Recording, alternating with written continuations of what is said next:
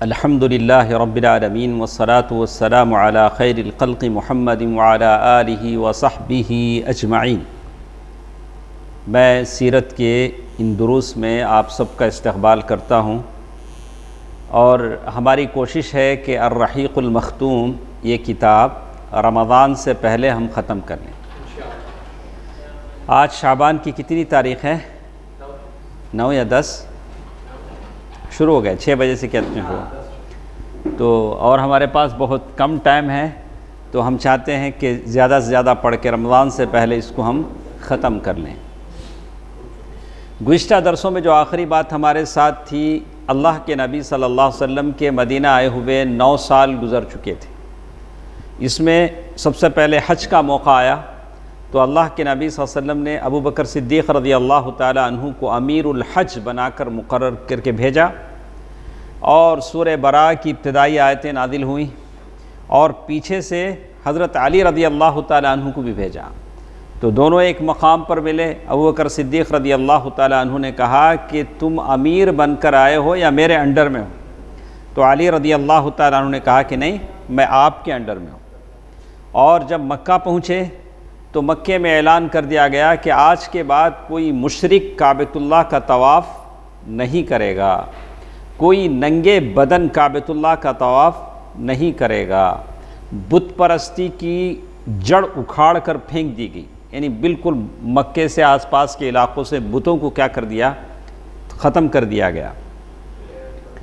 اس کے بعد ایک اور چیز ہمارے ساتھ ہے، غزوات، یعنی آپ لوگوں نے سیرت کے ان اسباق میں نوٹ کیا ہوگا کہ بہت سارے غزوے ہوئے، اللہ کے نبی صلی اللہ علیہ وسلم نے صحابہ کرام کے ساتھ مل کر جنگ کیا۔ تو کیا ان جنگوں کی حیثیت وہ تھی جو آج کل ہم دیکھتے ہیں؟ کوئی بھی کسی بھی پر حملے کر دیتا ہے، ان کے گھروں کو اجاڑ دیتا ہے، تہس نہس کر دیتا ہے، قتل و غارت گری کر دیتا ہے، خون بہا دیتا ہے۔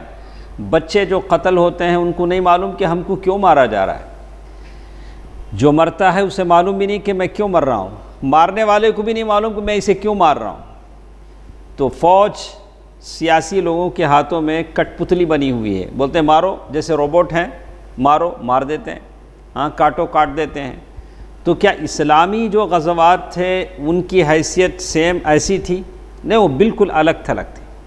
تو ہم لوگوں نے سیرت کے اسباق میں پڑھا کہ اللہ کے نبی صلی اللہ علیہ وسلم نے بارہا کہا کہ دیکھو، جب تم جا رہے ہو تو کسی بچے کو، عورت کو قتل نہ کرو، کسی پھلدار درخت کو نہ کاٹو، کلیساؤں میں، عبادت گاہوں میں، گرجا گھروں میں، اپنے چرچ میں کوئی بوڑھے بیٹھ کے عبادت کر رہے ہیں تو انہیں قتل نہ کرو۔ یہ ساری تعلیمات اللہ کے نبی صلی اللہ علیہ وسلم کی تھی۔ تو یہی غزوات پر ایک نظر ڈالنے کے بعد ہم لوگ اس کو آہستہ سے پڑھ لیتے ہیں کہ غزوات، اللہ کے نبی صلی اللہ علیہ وسلم کی جو جنگیں تھیں اس میں کیا چیز ہم کو ملتی ہے۔ کوئی بھی شخص، یعنی میں اور آپ، جو جنگ کے ماحول، یعنی آپ جنگ کو جانتے ہیں، جنگ کیا ہوتی ہے، سنے ہیں، پڑھتے ہیں، آج بھی پڑھ رہے ہیں، یوکرین اور رشیا کی جنگ کے بارے میں ہم پڑھ رہے ہیں۔ تو اس کے ماحول، جب جنگ ہوتی ہے تو کیا ہوتا ہے ہم دیکھتے ہیں، بجلی چلی جاتی ہے، کھانا پانی بند ہو جاتا ہے، ہر لمحہ کہاں بم گریں گے نہیں پتہ ہوتا ہے، بمبار، بارش کے قطروں کی جگہ بم پڑنے لگتے ہیں۔ کتنے گھروں میں ایسے لوگ ہوتے ہیں، ایک دن لاک ڈاؤن ہو جائے تو مریضوں کو دوا نہیں ملتی، مریض تڑپ تڑپ کے مر جاتا ہے۔ کتنی عورتیں ایسی ہوں گی جن کی ڈیلیوری کے دن ہوں گے، ہسپتال بند ہو جاتے ہیں، بجلی بند ہو جاتی ہے، گیس بند ہو جاتا ہے، آکسیجن بند ہو جاتا ہے، جو لوگ آکسیجن کے سہارے جیتے ہیں وہ مر جاتے ہیں۔ جنگ بڑی عجیب چیز ہے، اللہ تعالیٰ کسی پر وہ جنگ مسلط نہ کرے، اللہ تعالیٰ دنیا میں امن و آشتی پیدا کر دے، سارے لوگ امن سے، سکون سے جی سکیں، برائے کوئی بھی ہو، انسان ہے، انسانیت مرتی ہے۔ جنگ جب بھی ہوتی ہے کیا ہوتا ہے؟ انسانیت مرتی ہے اور زمین بنجر بن جاتی ہے، کھیتیاں تباہ برباد ہو جاتی ہیں۔ تو بہرکیف جو لوگ بھی جنگ پر نظر رکھتے ہیں، جنگ کے نتائج پر، جنگ میں جو کچھ ہوتا ہے اسے جانتے ہیں، ان کو یہ اعتراف کرنا پڑے گا، یہ ماننا پڑے گا کہ اللہ کے نبی صلی اللہ علیہ وسلم سب سے بڑے باکمال اور فوجی کمانڈر تھے۔ کون؟ اللہ کے نبی صلی اللہ علیہ وسلم۔ آپ کی سوجھ بوجھ بہت ہی درست، اور آپ کی فراست کسے بولتے ہیں؟ دور اندیشی۔ کوئی بھی فیصلہ لیں گے دور دراز کی چیزیں سوچ سمجھ کر لیں گے، اور بیدار مغزی، یعنی آپ بیدار رہ کر فیصلے لیتے تھے، ایسے نہیں کہ آنکھ بند کر کے جو بھی فیصلہ ہے لے لیں۔ بڑی گہری نظر سے فیصلے کرتے تھے۔ آپ صلی اللہ علیہ وسلم کو دو چیزیں اللہ تعالیٰ نے دی تھی، ایک طرف نبوت بھی تھی، رسالت بھی تھی، آپ نبی بھی تھے، رسول بھی تھے، اس کے جو اوصاف تھے سید المرسلین اور اعظم الانبیاء تھے، اس میں آپ پرفیکٹ تھے، رسالت میں، نبوت میں۔ انا سید اولد آدم ولا فخر، اللہ کے نبی صلی اللہ علیہ وسلم نے کیا کہا؟ میں سارے آدم کے اولاد کا سردار ہوں، اس میں کوئی فخر کی بات نہیں۔ تو اللہ کے نبی صلی اللہ علیہ وسلم ایک طرف سے نبوت اور رسالت اللہ تعالیٰ نے جو عطا کی تھی اس میں آپ پرفیکٹ تھے۔ ہاں، یہ دو چیزیں اللہ تعالیٰ بہت کم لوگوں میں جمع کرتے ہیں۔ اسی طرح سلیمان علیہ السلام کو اللہ تعالیٰ نے دو چیزیں عطا کی تھیں، بادشاہ بھی تھے، دوسرے نبی تھے۔ یہاں اللہ کے نبی صلی اللہ علیہ وسلم رسول بھی تھے۔ تو اسی طرح جیسے اللہ کے نبی صلی اللہ علیہ وسلم نبوت اور رسالت میں پوری طرح باکمال تھے، وہی اللہ کے نبی صلی اللہ علیہ وسلم فوجی قیادت میں کیسے ملٹری کو لیڈ کیا جا سکتا ہے، کیسے فوج کی قیادت کی جا سکتی ہے، اس میں آپ جیسا کوئی نہیں تھا۔ آپ یگانہ روزگار تھے، ایک عبقری شخصیت تھے۔ تو اللہ کے نبی صلی اللہ علیہ وسلم نے جب بھی کسی جنگ پر گئے، اللہ کے نبی صلی اللہ علیہ وسلم نے حالات کا انتخاب فرمایا، کون سے حالات میں جنگ پر جانا، کس طرف سے جانا۔ فتح مکہ کے موقع پر اللہ کے نبی صلی اللہ علیہ وسلم نے سائٹ کا انتخاب کیا کہ کچھ لوگ بالائی طرف سے آئیں، کچھ لوگ نیچی کی سطح مکے میں داخل ہونے کے لیے۔ اللہ کے نبی صلی اللہ علیہ وسلم یہ ساری چیزیں جب بھی جنگیں ہوتی تھی کیا کرتے تھے؟ عام آدمی کا نقصان نہ ہو، جو تلوار لے کر باہر نکلے وہ یا تو گرفتار ہو، یا تو سرنڈر ہو، یا تو مارا جائے، تین ہی شکل۔ اور اللہ کے نبی صلی اللہ علیہ وسلم نے دوسرے بھی آپشن رکھے، جو ابو سفیان کے گھر میں چلا جائے وہ بچ جائے گا، کعبۃ اللہ میں جو چلا جائے وہ بچ جائے گا، ہتھیار جو پھینک دے وہ بچ جائے گا۔ ایسا کوئی فوجی کمانڈر بول سکتا ہے؟ یہاں تو صرف بموں کی بارش ہو رہی ہے، پتہ نہیں چلتا کہ کون مر رہا ہے، معصوم بچہ مر رہا ہے، حاملہ عورت مر رہی ہے، بوڑھے سسکتے بوڑھے مر رہے ہیں۔ ہاں، لیکن یہ جنگ ہوتی ہے جو اندھی ہوتی ہے۔ لیکن اللہ کے نبی صلی اللہ علیہ وسلم کی جنگ دیکھیں، اللہ کے نبی صلی اللہ علیہ وسلم حکمت و شجاعت کے مطابق فیصلے کرتے تھے۔ تھوڑے جنگی مجرم تھے جن کو قتل کرنے کی بات اللہ کے نبی صلی اللہ علیہ وسلم نے کی۔ اسی طرح کسی معرکے میں حکمت عملی، اللہ کے نبی صلی اللہ علیہ وسلم نے حکمت عملی سے کام لیا۔ لشکر کی ترتیب دیتے تھے تو کس طرف کون رہنا ہے، میمنہ میں کون، میسرہ میں کون، سامنے کون، پیچھے کون، لشکر کا جھنڈا کسے دیا جائے، کس کو نہ دیا جائے، یہ سب فیصلے کون کرتے تھے؟ اللہ کے نبی صلی اللہ علیہ وسلم۔ اسی لیے کہتے ہیں کہ دین اسلام عقل مندوں کا دین ہے، پاگلوں کا دین نہیں۔ ہاں، عقل مندوں کا دین ہے۔ مکے میں اللہ کے نبی صلی اللہ علیہ وسلم ہیں، صحابہ سے کہہ رہے ہیں کہ دیکھو اگر ستائے جا رہے ہو تو حبشہ چلے جاؤ، وہاں ایک امن پسند اور عدل پسند بادشاہ ہے، ابی سینا۔ کس نے کہا اللہ کے نبی کو؟ کس نے بتایا؟ مکے میں اللہ کے نبی ہیں، حبشہ میں اسحمہ ایسا بادشاہ ہے جس کی ایک خصلت ہے، جس کی عادت ہے، کس نے بتایا؟ اللہ کے نبی مکے میں ہوتے تھے، اللہ تعالیٰ بتاتے تھے، مکے میں رہ کر سارے حالات پر کیا ہیں؟ نگاہ رکھے ہوئے ہیں۔ تو آپ جہاں بھی جئیں، آپ کے آس پاس کے حالات سے آپ کیا رہیں؟ باخبر رہیں۔ ایسا نہیں کہ چپل ڈالے سیدھا مسجد کو گئے، نماز پڑھے، پھر سیدھا دکان کو آئے، پھر کہاں گئے؟ سیدھا گھر میں گھس گئے۔ ایسا زندگی ہوتی کیا ادریس بھائی؟ ارے تم زمین پر چل رہے ہو، زمین کے اوپر جی رہے ہو، حالات سے باخبر رہو۔ ہاں، کیا ہو رہا ہے، کیا تمہارے ساتھ کیا ہونے جا رہا ہے، کیا ہو رہا ہے، کیسے تم جی رہے ہو، یہ ساری چیزوں کی حالات سے باخبر آدمی کو ہونا چاہیے۔ تو کہتے ہیں اللہ کے نبی صلی اللہ علیہ وسلم لشکر کی ترتیب کیسے دیتے تھے اور حساس مراکز قائم کرتے تھے، یعنی کچھ ایسے لشکر میں جگہ جگہ بیس ہوتے تھے، جیسے بدر کے موقع پر اللہ کے نبی صلی اللہ علیہ وسلم نے ایک کنٹرول روم قائم کیا، احد کے موقع پر بھی کیا کیا، کنٹرول روم قائم کیا، اور وہ کون سی جگہ اس کو رکھا جائے یہ فیصلہ بھی اللہ کے نبی صلی اللہ علیہ وسلم کرتے تھے۔ تو اللہ کے نبی صلی اللہ علیہ وسلم کی یہ ساری منصوبہ بندی تھی، جس کی وجہ سے ہم دیکھیں گے کہ جنگوں میں زیادہ نقصان اللہ کے نبی صلی اللہ علیہ وسلم اور صحابہ کو اٹھانا نہیں پڑا، لیکن ہم نے دیکھا کہ احد کی جنگ میں تھوڑا کیا ہوا، اللہ کے نبی صلی اللہ علیہ وسلم کی بات نہ ماننے کی وجہ سے نقصان اٹھانا پڑا۔ ویسے ہی حنین کی جنگ میں کیا ہوا، احد اور حنین میں رسول اللہ صلی اللہ علیہ وسلم کی جو حکمت عملی تھی اس میں کوئی ریمارک نہیں تھا۔ کوئی پوچھ سکتا بھائی آپ بولتے ہیں اتنی صلاحیت اللہ نے دی تھی، احد میں کیوں ایسا ہوا، کیوں 70 صحابہ شہید کیے گئے، اللہ کے نبی کے دانت توڑے گئے، سر زخمی ہوا، سید الشہداء حمزہ رضی اللہ تعالیٰ عنہ شہید ہوئے، کیوں ایسا ہوا؟ حنین کی جنگ میں صحابہ اکرام شہید ہوئے اور بہت سارا نقصان ہونا پڑا، کیوں ایسا ہوا؟ تو اللہ کے نبی صلی اللہ علیہ وسلم کی جو حکمت عملی تھی اس میں کوئی خامی نہیں تھی، اس میں کوئی ریمارک نہیں تھا، بلکہ حنین کی جنگ میں بعض افراد کی کمزوریاں تھیں۔ کیا تھی؟ لوگوں کو ایک طرح سے یہ ہو گیا تھا ہمیں بہت ہیں، کیا بھی کرنے ہوں گا نہیں، کیا بولے ہم لوگ واقعی حنین کی جنگ میں صحابہ کی تعداد زیادہ تھی، لیکن جب یہ چیز جب آ جاتی ہے تو آدمی اندر سے کیا ہو جاتا ہے۔ آپ کو معلوم ہوگا کہ موتا کی جنگ میں ابو موسیٰ اشعری رضی اللہ تعالی عنہ نے کیا کہا تھا جب صحابہ نے کہا تھا کہ دیکھو وہ لوگ اتنے زیادہ ہیں، ہم لوگ 20-30 ہزار ہیں تو مقابلہ نہیں ہو سکتا، تو ابو موسیٰ اشعری رضی اللہ تعالی عنہ نے کیا کہا تھا، ہم لوگ تعداد کے بل بوتے پر دشمن سے نہیں لڑتے ہیں، ہتھیار کے بل بوتے پر دشمن سے نہیں لڑتے ہیں، ہم اللہ پر ہمارا جو ایمان ہے اس ایمان کو لے کر لڑتے ہیں، تو نہیں ہم لوگ لڑیں گے۔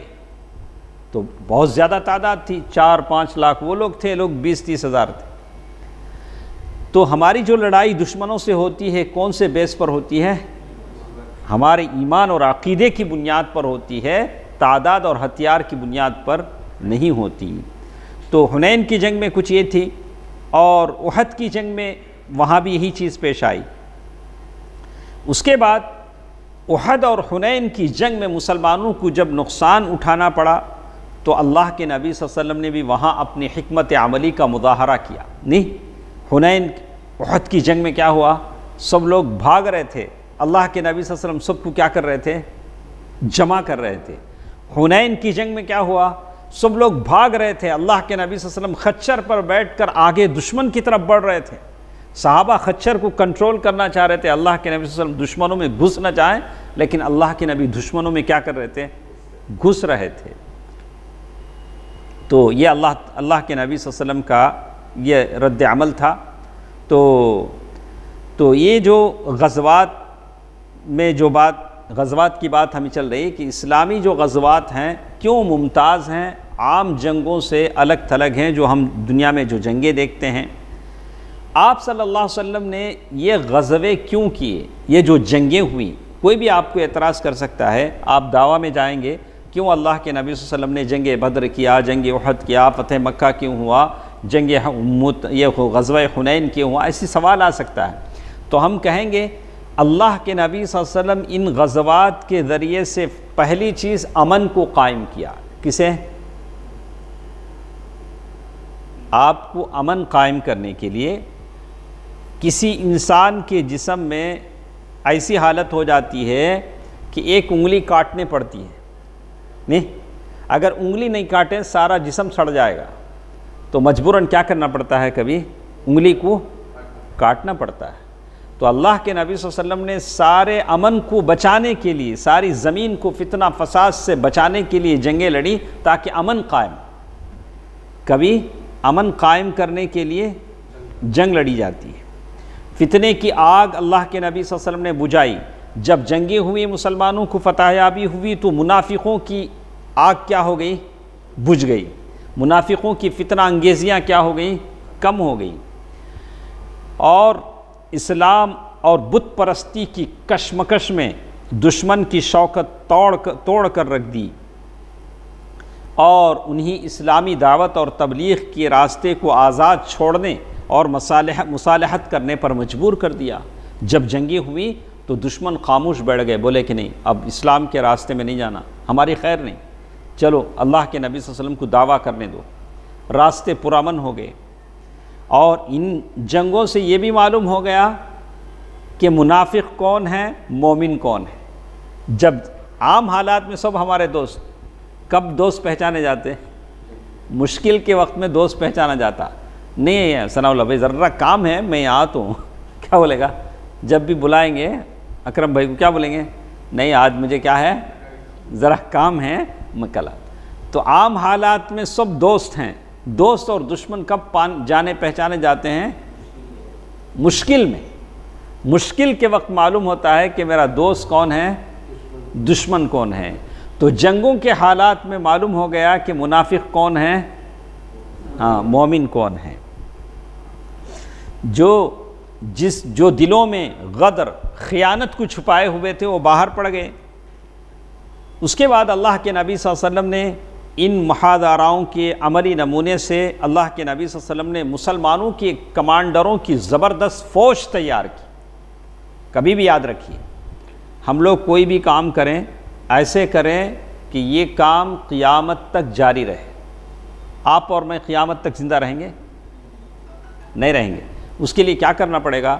ادریس بھائی کو 100 ادریس بنانے پڑیں گے اپنی طرح. نہیں، شیخ صاحب کو کیا کرنا پڑے گا؟ اپنے جیسے کتنے لوگ بنائیں؟ 100 آدمی.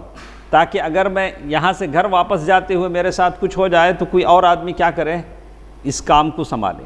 ہمارے پاس تھوڑے لوگ رہتے ہیں پورا میرے ساتھ ہی چھونا، دوسرا کون بھی یہ پیپل کا درخت ہے ہاں جس کے نیچے کوئی دوسرا درخت کیا نہیں ہوتا ہے، اگتا نہیں ہے. ایسا نہیں ہے. آپ جو بھی کام کریں ایسے اس نیت سے کریں کہ یہ کب تک ہونا ہے یہ کام؟ شعیب صاحب قیامت تک ہونا ہے. قیامت. اس کے لیے اپنے سے لوگوں کو، افراد کو تیار کریں، اپنے لوگوں کو سکھائیں. جو علم اللہ نے آپ کو دیا ہے، جو تجربہ اللہ نے آپ کو دیا ہے، صلاحیت دی ہے، دوسروں کو سکھائیں تاکہ یہ کام قیامت تک کیا ہو، چلتا رہے. تو اللہ کے نبی صلی اللہ علیہ وسلم کی اس تربیت سے مسلمانوں کی فوج کی ایک بڑی تعداد، کمانڈروں کی ایک زبردست جماعت بھی تیار ہو گئی، جنہوں نے اللہ کے نبی صلی اللہ علیہ وسلم کی دنیا سے چلے جانے کے بعد عراق، شام کے میدانوں میں فارس اور روم یعنی ایران اور رومن امپائر کی ملکوں کے بادشاہوں سے انہوں نے ٹکر لیا. کب؟ اللہ کے نبی صلی اللہ علیہ وسلم کی دنیا سے چلے جانے کے بعد. ایسے کمانڈر پیدا ہوئے اور ایسی جنگی پلاننگ اور ٹیکنک انہوں نے بنائی کہ بڑے بڑے فوجی کمانڈروں کو شکست دے دی. رومن امپائر کے بڑے بڑے کمانڈر اور ایران کے بڑے بڑے کمانڈر ان کے سامنے کچھ نہیں کر سکے. یہ لوگ کون تھے؟ وہی بادیہ نشین مکے مدینے کے وہ لوگ تھے جو کبھی بکریاں چرایا کرتے تھے، چرواہے تھے، جو معمولی تاجر پیشہ لوگ تھے. اللہ کے نبی صلی اللہ علیہ وسلم کی صحبت نے، تربیت نے ان کے اندر اتنی اسپرٹ، اتنی طاقت پیدا کر دی کہ انہوں نے ان بڑے بڑے ملکوں سے ٹکر لے لی. بہت بڑی بات ہے. کیا تھا نا بھائی؟ اچھا. اور یہاں تک ان کے مکانات مسلمانوں نے کیا کیا؟ جب یہ کمانڈر اللہ کے نبی صلی اللہ علیہ وسلم کے پاس، ایک 2 کمانڈروں کے نام بولو شعیب بھائی. آپ کوئی نہیں بولے، شعیب بھائی بولیں گے. بولو ایک 2 مشہور جرنیل اور کرنیل کے نام بولی نا. اللہ کے نبی صلی اللہ علیہ وسلم کے بعد جنہوں نے ملکوں کو فتح کیا، جن کی تاریخ میں سنہرے حرفوں سے جن کے نام لکھے جاتے ہیں. ہاں میں خلیفہ نہیں بول رہا ہوں، فوجی جرنیل کمانڈر. ماشاء اللہ ماشاء اللہ.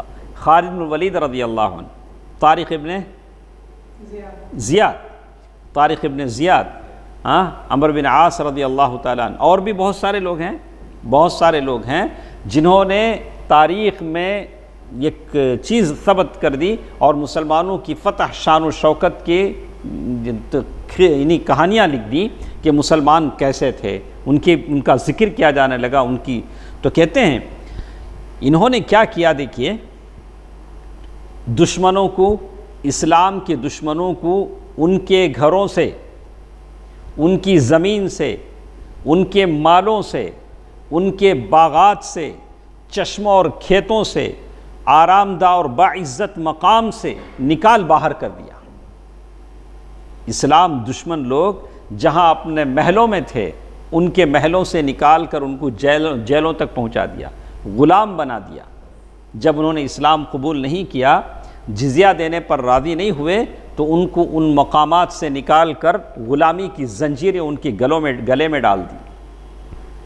اسی طرح رسول اللہ صلی اللہ علیہ وسلم نے ان غزوات کے بدولت جو جنگیں ہوئیں، جنگ احد سے لے کر آخری جنگ تک، یہ ساری جنگوں کی بات ہم کر رہے ہیں. ان جنگوں سے کیا فائدہ ہوا، کیوں یہ جنگیں لڑی گئیں؟ تو ان جنگوں کے بدولت مسلمانوں کے پاس پہلے کچھ نہیں تھا. اللہ تعالیٰ نے ان جنگوں کے بدولت مسلمانوں کے لیے رہائش کا انتظام کیا، رہنے کو اچھے گھر ملے، کھیتیاں ملیں، پیشے اور کام کا انتظام فرمایا. اسی لیے ام المؤمنین عائشہ رضی اللہ تعالیٰ عنہ کہتی ہیں کہ خیبر کے فتح ہونے کے بعد ہم کو اچھے کھجور کھانے کو ملے، ہم نے پیٹ بھر کر کے کھانا کھایا. کب؟ وہ خیبر کے فتح ہونے کے بعد. اور محتاج پناہ گزینوں کے مسائل حل فرمائے. پناہ گزین بولے تو شاہد بھائی، ہارون بھائی، ریفیوجی کیا بولیں گے اسے؟ پناہ گزین، یعنی کہیں دور سے آ کے بسیں، گھر بار کچھ نہیں ہے. جیسے آج لوگ یوکرین چھوڑ کے جو جا رہے ہیں، تو یہ لوگ کسی اور کنٹری میں جائیں گے تو وہاں کے کیا ہیں، مہاجر کہلائیں گے. وہاں جا کر وہ لوگ، ان کا کوئی خاص مکان نہیں ہوگا. تو اللہ تعالیٰ نے مسلمانوں کو ان غزوات کے ذریعے ہتھیار دیے، گھوڑے دیے، ساز و سامان دیے، اخراجات جنگ مہیا کیے. یہ سب کچھ مسلمانوں نے کیسے حاصل کیا؟ اللہ کے بندوں پر ذرہ برابر ظلم کیے بغیر، ان کا جور و جفا کیے بغیر حاصل کیا. ہم سمجھ سکتے ہیں جتنی بھی جنگیں ہوئیں، سامنے والے کو آپشن دیا جاتا تھا، اختیار دیا جاتا تھا. دیکھو تم اسلام لا لو، تمہارا مال تمہارا ہے، ہم نہیں لیں گے. اللہ کے نبی صلی اللہ علیہ وسلم نے طائف والوں کو، پھر طائف والے مسلمان ہو کر آئے تو سب سے مانگ کر واپس کر دیا. ان کے غلاموں کو آزاد کر دیا، ان کے گھوڑے ان کو واپس کر دیے، ان کے تلواریں ان کو واپس کر دی. بس کیا کرنا تھا ان کو؟ لا الہ الا اللہ پڑھ لینا تھا. آپ صلی اللہ علیہ وسلم نے ان اسباب، وجوہات اور مقاصد و اغراض کو بدل ڈالا جن کی وجہ سے دور جاہلیت میں جنگ کے شعلے بھڑکتے تھے. اللہ کے نبی صلی اللہ علیہ وسلم کے آنے سے پہلے جن مقاصد کے لیے جنگ ہوتی تھی وہ الگ تھا. کبھی ایک عورت کے خاطر دو ملک لڑ لیتے تھے، کبھی کرسی کے خاطر دو ملک آپس میں لڑتے تھے. اللہ کے نبی صلی اللہ علیہ وسلم نے اس کو کیا کر دیا؟ چینج کر دیا. دور جاہلیت میں، دور جاہلیت بولے تو کیا بولیں ادریس میں؟ جاہلی زمانہ، اگنورنس کیا ہو؟ دور جاہلیت میں جو جنگ لڑی جاتی تھی، جیسے آج کل کا زمانہ ہے، آج کل جو جنگیں لڑی جاتی ہیں اس میں کیا ہوتا تھا؟ لوٹ مار ہوتا تھا، قتل و غارت گری. آج ہم دیکھ رہے ہیں کیسے کیسے لوگ دنیا سے جا رہے ہیں. ظلم و زیادتی اور انتقام و تشدد کا، کمزوروں کو کچلنے، آبادیاں ویران کرنے اور عمارتیں ڈھانے. آج یہ سب دیکھ رہے ہیں نہیں دیکھ رہے ہیں؟ یوکرین کے جنگ میں ہم دیکھ رہے ہیں کہ بڑے بڑے بلڈنگیں بس سیمنٹ اور گارے کا ڈھیر بنی ہوئی ہیں. جاہلیت میں آبادیاں ویران کرنے اور عمارتیں ڈھانے کا، عورتوں کی بے حرمتی کرنے کا اور بوڑھوں کو نقصان پہنچانے کا، ان پر ظلم کرنے کا، اور بچوں اور بچیوں کے ساتھ سنگ دلی سے پیش آنے کا، کھیتی باڑی اور جانوروں کو ہلاک کرنے کا، زمین میں تباہی و فساد مچانے کا نام جنگ تھا. کون سے زمانے میں؟ جاہلیت کے زمانے میں. مگر اسلام جب آیا تو اس نے جنگ کی روح کو تبدیل کر دیا، اس کو اکثر اس کا جو یہ ہے اس کو کیا کر دیا، بدل دیا۔ اسے کیا بولا؟ جنگ ایک مقدس جہاد ہے۔ اسے کیا بول دیا؟ وہ اللہ کے نبی صلی اللہ علیہ وسلم کے زمانے میں کہہ دیا کہ یہ جنگ نہیں ہے، یہ اس کے لیے لڑی نہیں جاتی، اور یہ بتایا کہ جنگ کب شروع کی جاتی ہے، جب وہاں سم ریزنز ہوں تبھی جنگ کی جاتی ہے، خامخواہ کسی کو مارا لوٹا نہیں جائے گا، بھلے اس کو نقصان نہیں پہنچایا جائے گا۔ اور کیوں کہا کہ اس کے لیے شریفانہ مقاصد اور بلند پایہ اعراض حاصل کیے جاتے ہیں، جسے ہر زمانے میں اعزاز تسلیم کیا گیا، کیونکہ جنگ کا جو مطلب جاہلیت کے زمانے میں تھا قہر و ظلم تھا۔ جنگ کسے بولتے تھے؟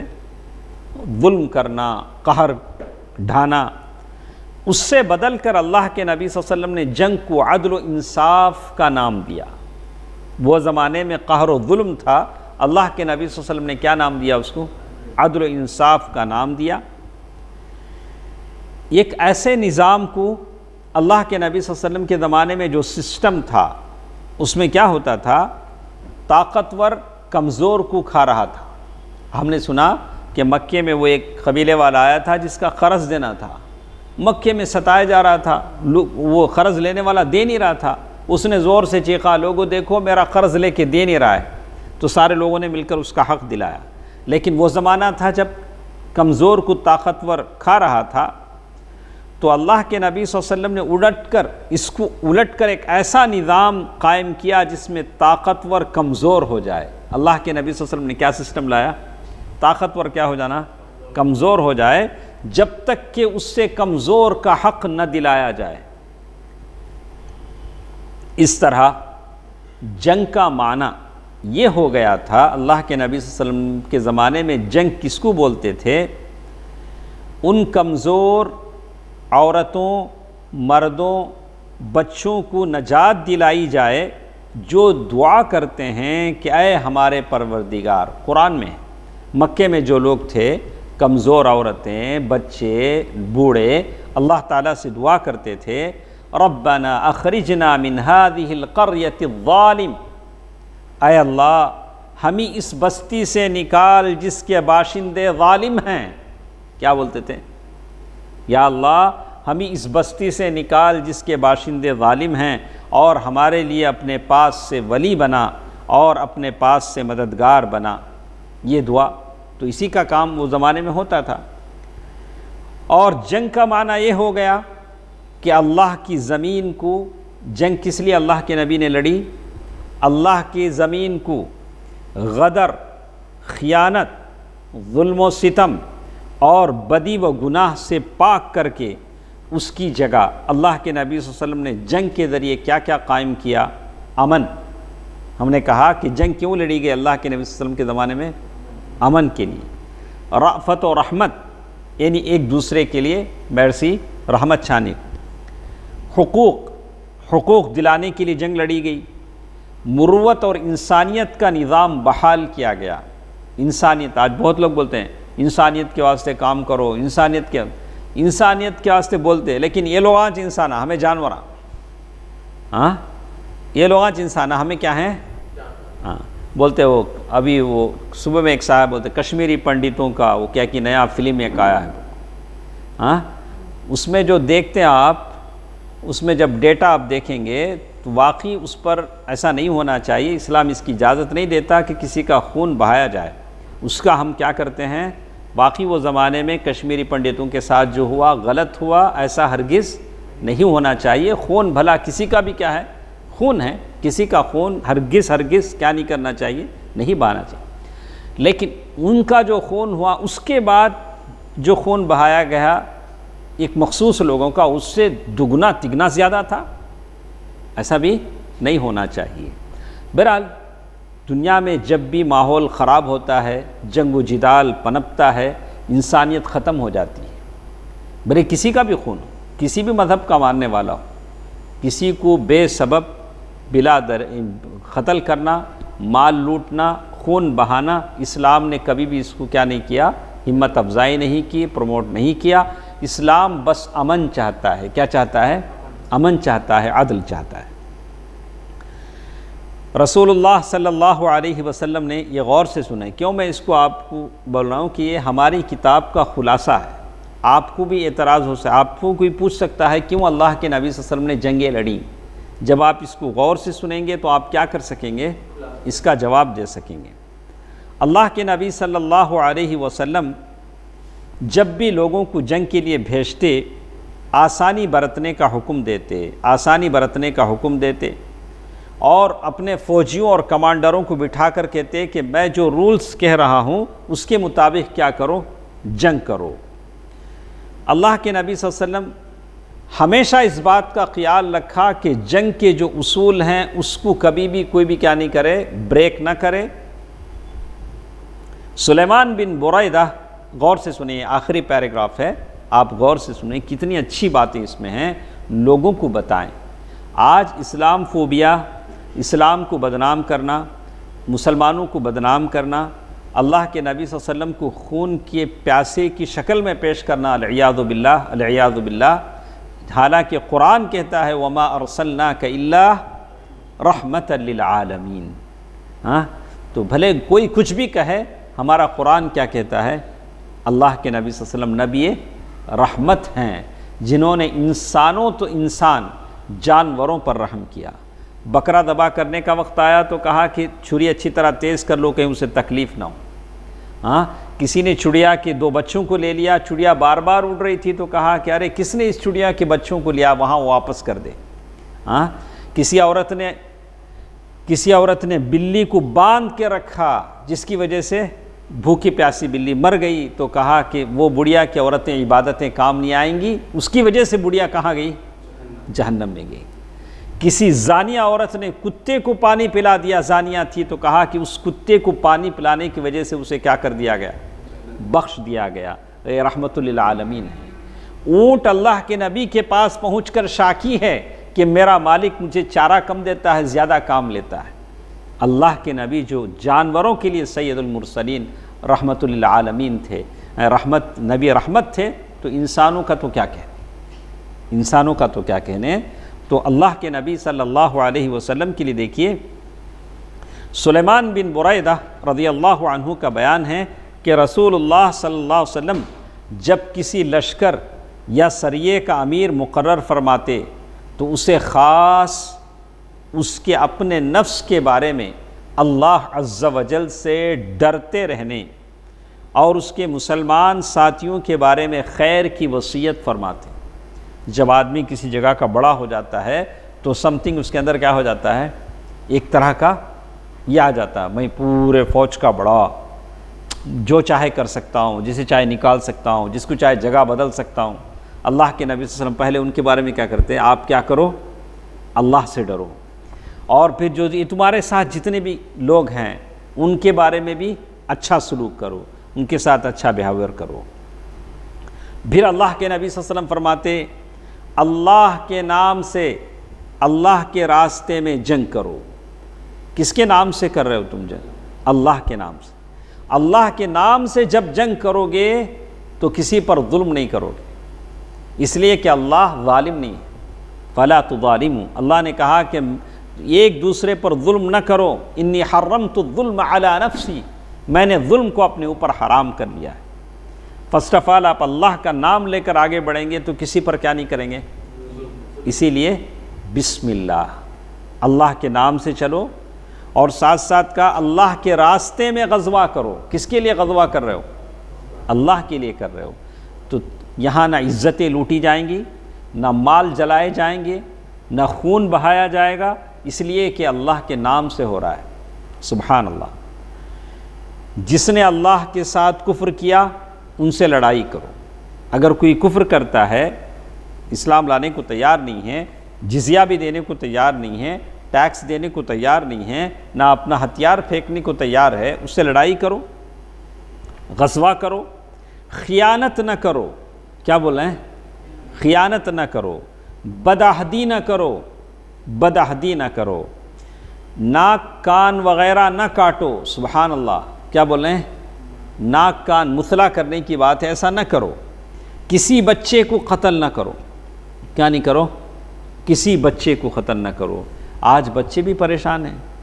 یوکرین کی جنگ میں ہم نے ایک چھوٹے سے بچے کے تعلق سے پڑھا، آپ نے پڑھا ہوگا، تو تقریباً دیکھا کتنے کلومیٹر چلا ہے بچہ اپنے گھر سے بارڈر پار کر کے، ماں نے ہاتھ پر موبائل نمبر لکھا، چھوٹا بچہ جان بچانے کے لیے کیا ہے بارڈر کراس کیا، مطلب 500 اب سے زیادہ کلومیٹر کیا ہے چلا ہے. تو لیکن اللہ کے نبی کہہ رہے ہیں کسی بچے کو کیا نہیں کرو؟ قتل نہ کرو. اسی طرح آپ صلی اللہ علیہ وسلم، اس کو اچھا آپ لکھ لیں، اللہ کے نبی صلی اللہ علیہ وسلم کی تعلیمات ہیں، خیانت نہ کرو، بدعہدی نہ کرو، ناک کان وغیرہ نہ کاٹو، کسی بچے کو قتل نہ کرو. بچوں کا کوئی قصور نہیں ہوتا. بچے جن کی پڑھائیاں ختم ہو گئیں، ماں باپ سے جدا ہو گئے، ان بچوں کو نہیں پتہ کہ یہ سب کیوں ہو رہا ہے، کیوں ہمارے ملک پر اس طرح کی حملہ ہو رہا ہے، ان کو نہیں پتہ. دیکھیے اسی طرح آپ صلی اللہ علیہ وسلم آسانی برتنے کا حکم دیتے اور فرماتے آسانی کرو. کیا کرو؟ آسانی کرو، سختی نہ کرو، لوگوں کو سکون دلاؤ، متنفر نہ کرو. متنفر کے معنی لوگوں کو اپنے سے مت بھگاؤ. کوئی آدمی اچانک ہمارے پاس آ گیا جو ہمارا اپنا نہیں ہے، اسے غور سے انہیں کون ہمارے میں آ گیا سو، ایسا نہیں کرو. کوئی بھی آیا نیا پرانا، کیا کرو؟ اسے گلے لگاؤ، اس کو اپنے قریب کرو، چاہے وہ کسی کمیونٹی کا ہو. انسان ہے جو آیا ہے آپ کے پاس، تو اسے کوئی درندہ تو نہیں ہے. اسے قریب کرو، پیار دو، محبت دو، دل کی دعائیں اسے دو، اس لیے کہ وہ انسان ہے. دیکھیے تو کہتے ہیں اور جب رات، غور سے سنے گا، جب رات میں آپ کسی قوم کے پاس پہنچتے، کسی قوم کے پاس جانا ہے، حملہ کرنا ہے، تو صبح ہونے سے پہلے چھاپا نہ مارتے. شب یعنی رات کو جا کر ڈاکوں کی طرح حملہ کرنا اللہ کے نبی. آپ صلی اللہ علیہ وسلم نے کسی کو آگ میں جلانے سے نہایت سختی سے منع کیا. دشمنوں کو آگ میں جلا دینا، ایسا بھی کسی قوم نے کیا ہے، پنجرے میں بند کر کے زندہ آگ میں جلا دیا. گھر میں لوگ تھے تو گھر کو آگ لگا دی. ہمارے اسلام نے اس کا حکم نہیں دیا. آگ میں جلانے کا حق صرف اللہ رب ذوالجلال کو ہے، ہم کسی کو آگ میں نہیں جلا سکتے ہیں، یہ حکم اسلام کا نہیں. اسی طرح باندھ کر قتل کرنے، عورتوں کو مارنے اور انہیں قتل کرنے سے بھی منع کیا. عورتوں کو نہ مار سکتے ہیں نہ قتل کر سکتے ہیں، اور لوٹ مار سے روکا. یہاں تک کہ آپ صلی اللہ علیہ وسلم نے فرمایا کہ لوٹ کا مال مردار کی طرح حرام ہے. لوٹ کا مال کیا ہے؟ کوئی بھی مال لا کے لوٹ کے لا کے لے لو، زکوٰۃ لے لو. مغیرہ بن شعبہ رضی اللہ تعالیٰ عنہ لوٹ کا مال لائے تھے اللہ کے نبی صلی اللہ علیہ وسلم کے پاس. بولے اللہ کے نبی صلی اللہ علیہ وسلم میں مسلمان ہوتا ہوں، یہ مال ہے لے لیجئے. اللہ کے نبی صلی اللہ علیہ وسلم کیا کہا؟ ہم آپ کا اسلام قبول کرتے ہیں، یہ مال ہم کو نہیں چاہیے، اس لیے کہ مال کون سا ہے؟ لوٹ کا ہے. اور یہ بات اس کو یاد رکھیں. اور اللہ کے نبی صلی اللہ علیہ وسلم کہتے ہیں آپ نے کھیتی باڑی تباہ کرنے، کیسی کیسی کھیتیاں دشمن تباہ کر دیتے ہیں بمباری کے ذریعے سے، اور جانور ہلاک کرنے. جب بھی جنگیں ہوتی ہیں انسانوں کو کھلانے والا نہیں ہوتا، جانوروں کو کون چارہ ڈالے، جانور مر جاتے ہیں. اور درخت کاٹنے سے منع فرمایا، سوائے اس صورت میں کہ اس کی سخت ضرورت آ پڑے. ہم نے پوری سیرت میں دیکھا، ایک جگہ جنگ تبوک میں یا طائف میں، تبوک یا طائف میں ایک جگہ اللہ کے نبی صلی اللہ علیہ وسلم نے کھجور کے چند درخت کاٹے تھے، جلائے تھے یا کاٹے تھے. اس کے علاوہ کہیں سیرت میں ہم کو نہیں ملتا ہے. اور ساتھ ساتھ اللہ کے نبی صلی اللہ علیہ وسلم کہہ رہے ہیں کہ فتح مکہ کے موقع پر بھی آپ نے فرمایا کسی زخمی پر حملہ نہ کرو، کسی بھاگنے والے کا پیچھا نہ کرو. کوئی بھاگ رہا تو چھوڑ دو، اس کے پیچھے مت بھاگو. اور کسی قیدی کو قتل نہ کرو.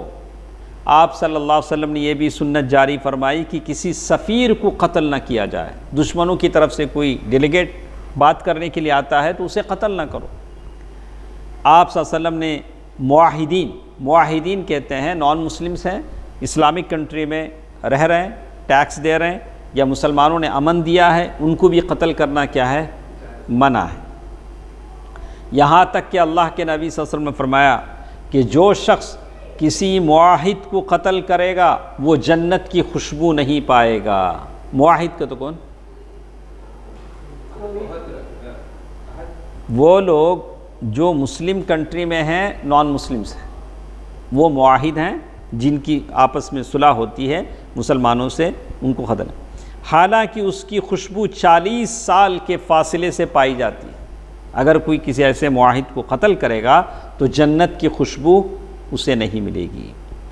تو یہ اس طرح کے دوسرے بلند پایہ قواعد و ضوابط تھے جن کی بدولت جنگ کا جو یہ عمل ہے، جاہلیت کی جنگ سے نکل کر پاک و صاف ہو کر مقدس جنگ کی شکل اختیار کر لیا، جس میں یہ اچھائیاں تھیں، بھلائیاں تھیں۔